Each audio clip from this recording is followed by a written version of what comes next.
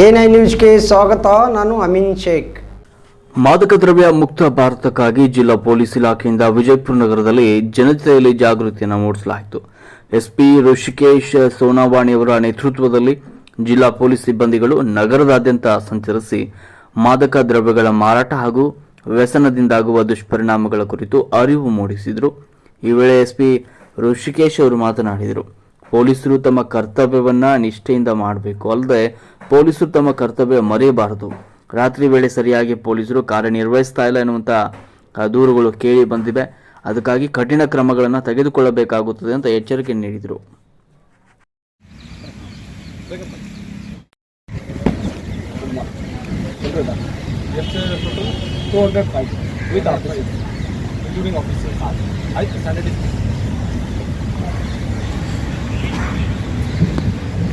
ಎಲ್ಲರಿಗೂ ನಮಸ್ಕಾರ.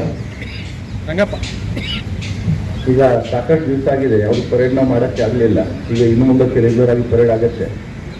ಕೆಲವು ವಿಷಯಗಳು ಇರ್ತವೆ, ಅದನ್ನು ಇವತ್ತು ಪ್ರಸ್ತಾಪ ಮಾಡ್ತೇನೆ.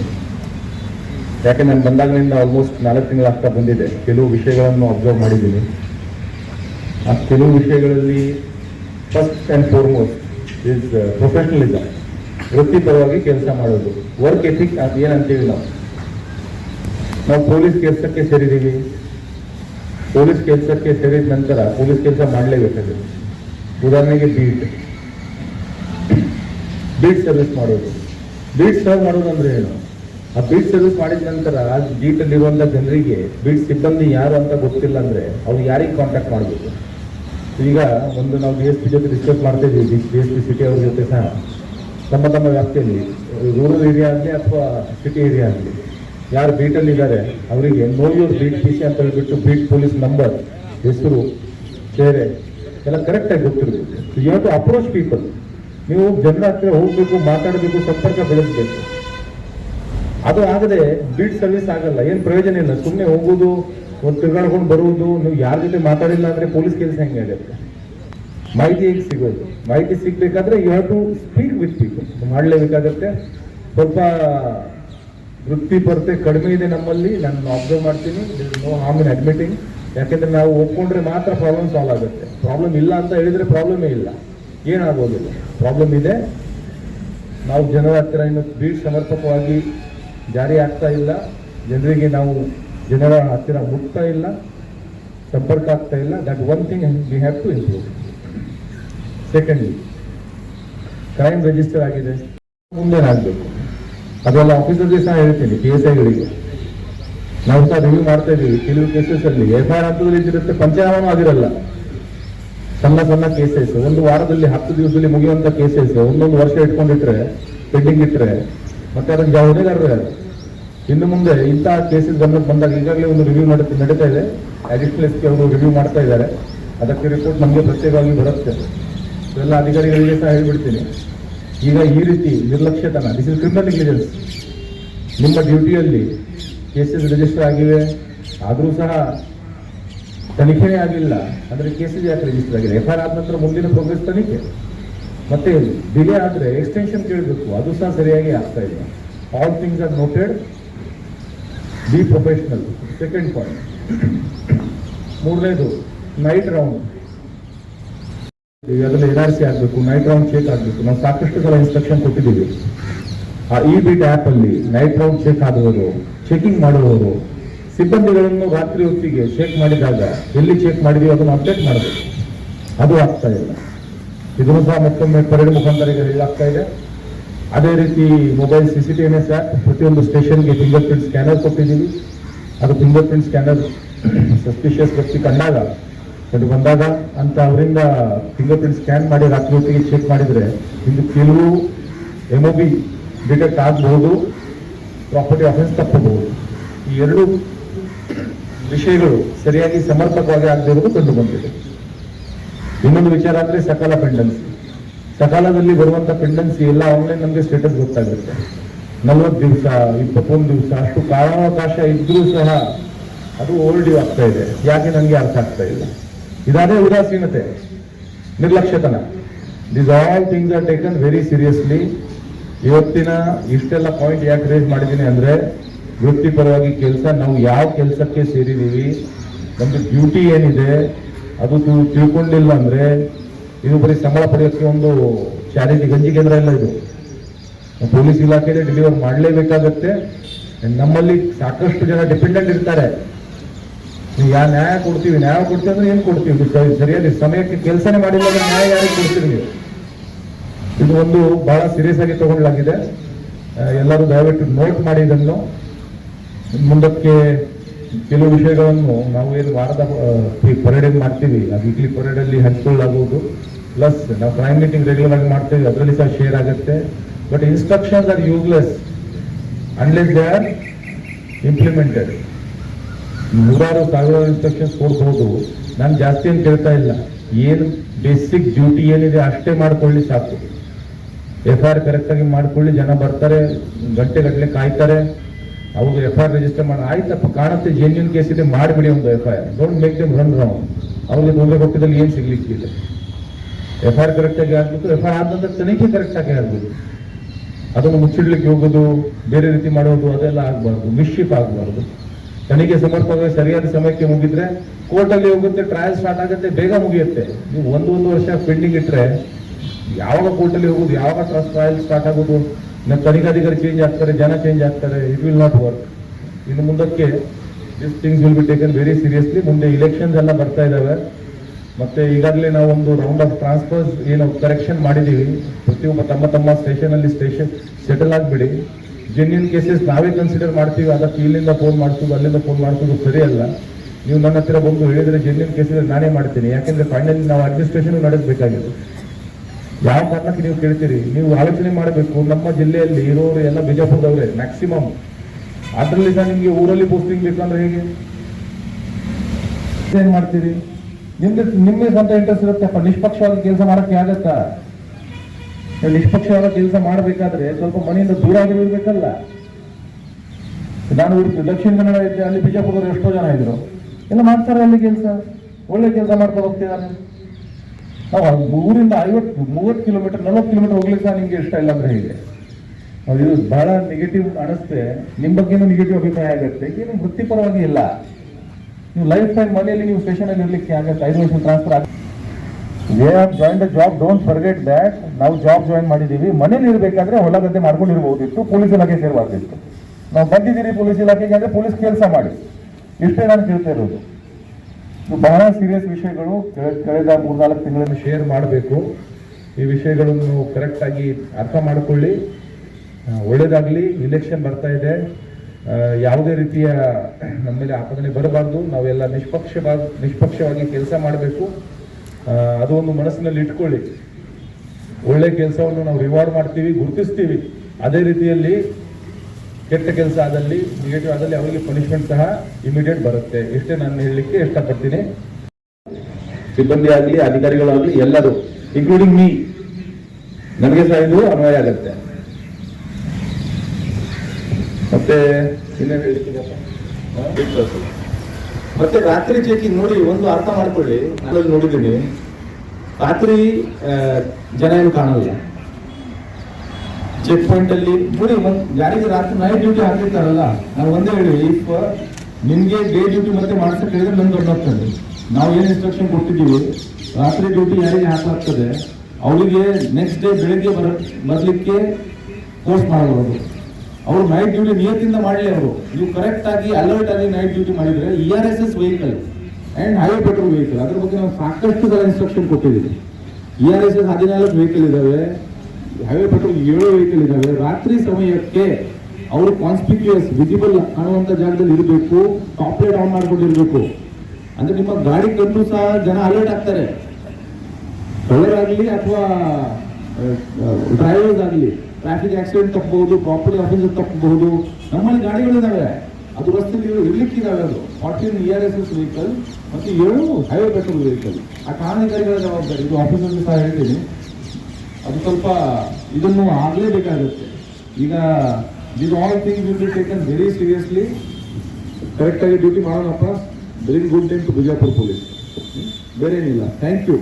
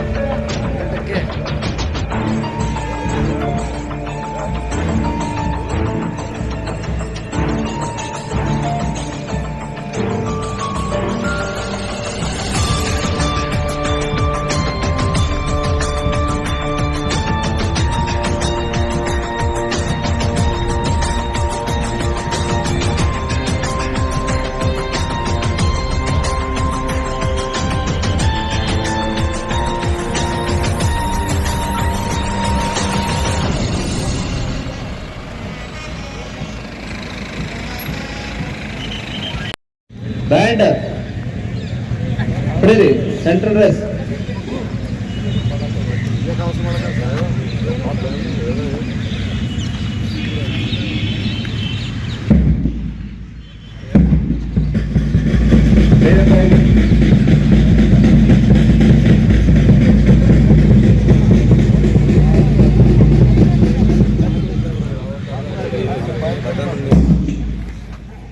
ಈಗ ರಿವ್ಯೂ ಆರ್ಡರ್ ಬರಬೇಕು. 16, 17 band alert will advance in review order by the centre quick march.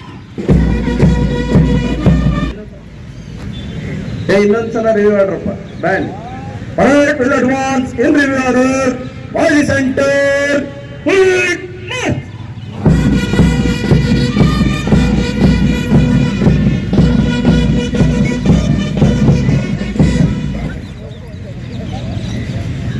Prasad fire dash.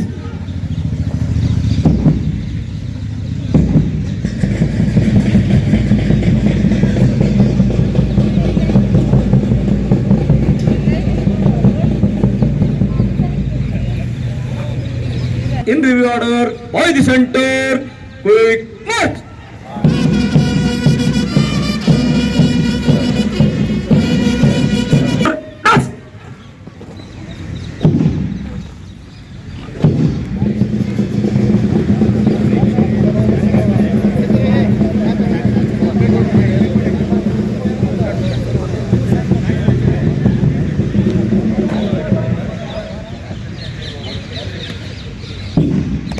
ನೋಡಿಯಪ್ಪ, number 192, number 7 and 8 ನೀವು ಈಗ ಫಸ್ಟ್ 192 ಚೇಂಜ್ ಡೈರೆಕ್ಷನ್ ಲೆಫ್ಟ್ ಎಲ್ಲ ಲೆಫ್ಟ್ ಕ್ಲೀನ್ ಆಗಿ ಅಡ್ವಾನ್ಸ್ ಬೇಗ 16 ಸ್ಟೆಪ್ ಬನ್ನಿ. 16 ಸ್ಟೆಪ್ ರೈಟಿಂಗ್ ಬನ್ನಿ ರಗಪ್ಪ.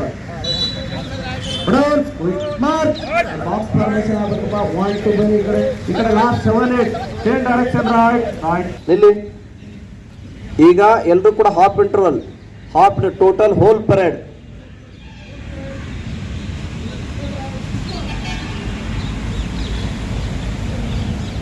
ಬಿಡಿಯಪ್ಪ ಇಲ್ಲಿ ಕಮಾಂಡ್ ಮಾಡ್ತಾರೆ. Dress up 192 2 faces left close march. Again 2 faces left close march. ಕೈ ಬಿಡಿ ಟೋಟಲ್ ಹೋಲ್ parade. ಈ ಕಡೆ 7 and 8 2 faces half ಇಂಟರ್ವಲ್